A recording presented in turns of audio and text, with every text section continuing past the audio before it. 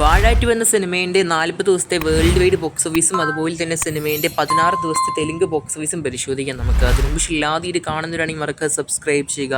Stock studios YouTube channel. വാഴ 2 സിനിമേൻ്റെ OTT അവകാശങ്ങൾ നമ്മുടെ ജിയോ ഹോട്ട്സ്റ്റാറാണ് മേടിച്ചത്. സിനിമ നിലവിൽ സ്ട്രീമിംഗ് ചെയ്യുന്നുണ്ട്. ഇന്ത്യൻ്റെ വെളിയിലാണെങ്കിൽ സിംപ്ലി സൗത്ത് വഴിയും.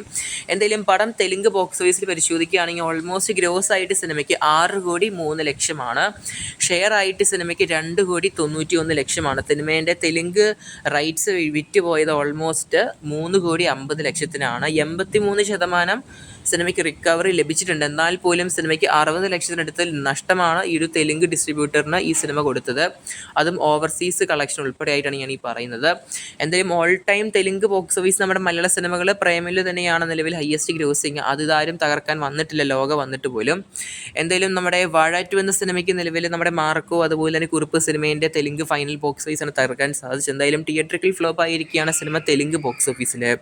ഇനി സിനിമേൻ്റെ കളക്ഷൻ കേരളത്തിലോട്ട് വരികയാണെങ്കിൽ സിനിമയ്ക്ക് 40ാമത്തെ ദിവസം കേരളത്തിൽ നിന്ന് ഓൾമോസ്റ്റ് ഇതും OTT റിലീസിന് ശേഷവും സിനിമയ്ക്ക് 1.25 ലക്ഷമാണ് കളക്ഷൻ കാണാൻ സാധിക്കുന്ന സിനിമയ്ക്ക് കേരളത്തിൽ. എന്തായാലും കേരളത്തിൽ ടോട്ടൽ 40 ദിവസം കൊണ്ട് സിനിമയ്ക്ക് 129,51,00,000. എന്തായാലും അപ്രോക്സ് ആയിട്ട് സിനിമയുടെ ഫൈനൽ കളക്ഷൻ 130 കോടിയാണെന്ന് വേണമെങ്കിൽ നമുക്ക് അപ്രോക്സ് ആയിട്ട് പറയാൻ സാധിക്കും. ഇനി വേൾഡ് വൈഡ് പരിശോധിക്കുകയാണെങ്കിൽ അപ്രോക്സ് ആയിട്ട് നമ്മുടെ തുടരും സിനിമേൻ്റെ വേൾഡ് വൈഡ് ഫൈനൽ കളക്ഷൻ മറികടന്നിട്ടുണ്ട്. ഓൾമോസ്റ്റ് 237 കോടിന് മുകളിലാണ് നിലവിൽ നമ്മുടെ വാഴ 2 സിനിമേൻ്റെ ഫൈനൽ കളക്ഷൻ കാണാൻ സാധിക്കും 40 ദിവസത്തെ.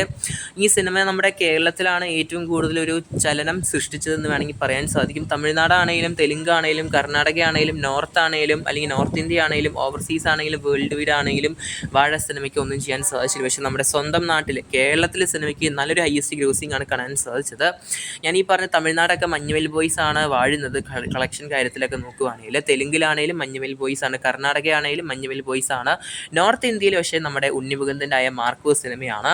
പിന്നെ ഓവർസീസിൽ നമുക്കറിയാം പറയാതെ തന്നെ നമ്മുടെ ലാലേട്ടൻ്റെ എമ്പുരാനാണ്. പിന്നെ വേൾഡ് വൈഡ് ലോക ചാപ്റ്റർ 1 ചന്ദ്ര എന്ന സിനിമയാണ് നമ്മുടെ കല്യാണി പ്രിയദർശൻ്റെ സിനിമ. എന്തെങ്കിലും കാത്തിരിക്കുന്നത് ചെയ്യുന്ന നമുക്ക് കൂടുതൽ സിനിമകളിലെ ബോക്സ് ഓഫീസ് കളക്ഷൻ വിവരങ്ങൾക്കായിട്ട് സിനിമ കണ്ടവർ എന്തായാലും മറക്കാതെ ഈ ഒരു വാഴ 2 സിനിമയുടെ അഭിപ്രായങ്ങൾ കമന്റ് ചെയ്യപ്പെടുത്തുക. കാത്തിരിക്കുന്നത് ചെയ്യുക കൂടുതൽ സിനിമകളിലെ ബോക്സ് ഓഫീസ് കളക്ഷനായിട്ട്. നിമിഷമില്ലാതെ കാണുന്നതാണെങ്കിൽ സബ്സ്ക്രൈബ് ചെയ്യുക. Stock studios YouTube channel.